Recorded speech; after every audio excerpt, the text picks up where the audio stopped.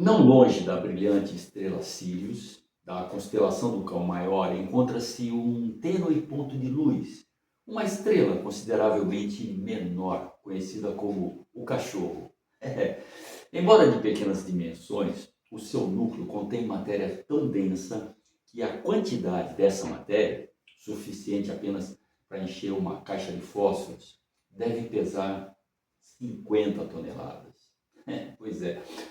O Cachorro, ou Sirius B, foi pela primeira vez detectado através de um telescópio, isso em 1862, pelo americano Alvan Clark.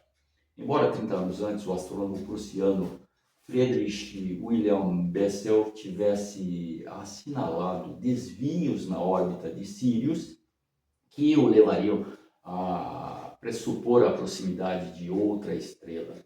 Na realidade, o brilho de Sirius B só pode ser considerado fraco em termos relativos. Porque Sirius, nas suas proximidades, é tão brilhante que ofusca Sirius B, a qual só pode ser observada através de um telescópio bastante potente. As duas estrelas descrevem uma rotação completa em 50 anos em torno de um centro de gravidade comum. E embora a massa contida em Sirius B seja equivalente à do Sol, do nosso Sol, suficiente para provocar alterações na órbita que Sirius descreve, o diâmetro daquela estrela é de apenas 40 mil quilômetros comparado com os 1.390.000 quilômetros do Sol, pelo que uma massa idêntica se encontra concentrada apenas em 1,27 mil avos do volume desta estrela. Mas o que dizer de estrelas de dimensões anormalmente reduzidas? Bem-vindo ao nosso canal Histórias e Mistérios, mas antes curta o canal, se inscreva e compartilhe. Aqui vai um alô especial para Pedro Chagas, que também nos acompanha. Obrigado, Pedro. Seus comentários são muito bem recebidos. Eu sou o Marco Aline Bueno e vou contar para você histórias que vão muito além da sua imaginação. Me acompanhe. Por outras palavras, Sirius B é 27 mil vezes mais densa do que o Sol.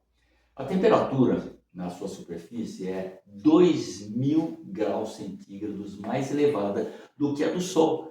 E cada centímetro quadrado da sua superfície irradia 3,75 vezes mais calor e energia do que o Sol, embora a sua luminosidade seja apenas 3.600 avos da do Sol. E tais fatos levaram os astrônomos a deduzir que Sirius B é uma estrela de dimensões anormais e anormalmente reduzida. Sirius B foi a primeira de uma classe de estrelas atualmente conhecidas como anãs brancas a ser detectada, seguindo-se a identificação de muitas estrelas deste tipo. E entre as mais densas que figuram no Atlas Astronômico, existe uma estrela conhecida por mais 78227, mais 78247, cujo volume equivale aproximadamente à metade da Terra, embora cada centímetro cúbico pese 38 toneladas. E segundo a opinião dos astrônomos, estas estrelas excepcionalmente densas encontram-se na fase final da sua evolução, estando prestes a extinguirem-se. E segundo se crê, as estrelas nascem da condensação da nuvem de gases e poeiras que se contraem sob a ação da sua própria força gravitacional à medida que os seus núcleos aquecem.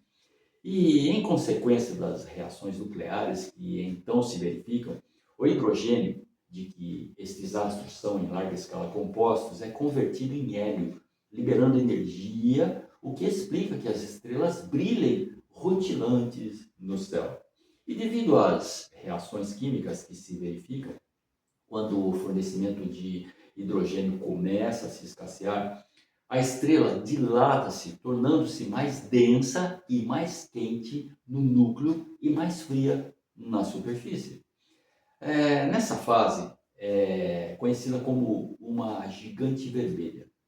E quando todas as reservas nucleares são consumidas, uma estrela de dimensões suficientemente grandes pode explodir como uma supernova, enquanto uma mais pequena queima o combustível sobre si mesma, sob a a força da gravidade, tornando-se uma anã branca. E uma anã branca é, por conseguinte, uma estrela prestes a desaparecer, sem possibilidade de reativar o calor que a animava. E seguirá uma fase em que a estrela se contrairá mais ainda e se condensará numa estrela de nêutrons, reduzindo-se tanto que forma uma massa densa capaz de pesar 1,2 mil milhões de toneladas por centímetro cúbico. Mas e o Sol? Uma anã amarela? O Sol é classificado como uma anã amarela a meio caminho entre as estrelas de maiores e mais pequenas dimensões e entre as estrelas mais quentes, branco-azuladas, e as mais frias, vermelhas. O brilho de Higgle, que é a Biorions, por exemplo, é entre 25 mil e 50 mil vezes mais intenso. A estrela Antares, ou Escorpião, de temperatura pouco elevada, é uma supergigante vermelha 27 milhões de vezes mais volumosa. E embora a reação química que mantém o brilho do Sol implique uma perda de matéria de cerca de 4 milhões de toneladas por segundo, o Sol é tão volumoso que não deve transformar-se numa gigante vermelha antes de 8 mil milhões de anos. E quando isso acontecer, libertará calor em quantidades tão elevadas que, mesmo que a Terra não seja consumida, a vida, tal como atualmente existe, não poderá manter-se. Contudo, ainda que os habitantes da Terra dessa época consigam de alguma forma proteger-se do calor, os seus descendentes, esses terão de enfrentar o frio extremo que se seguirá depois de o Sol atingir a fase de anã branca. Pois é, por hoje é só, mas não se esqueça de curtir o canal, de se inscrever e de compartilhar. Histórias e mistérios.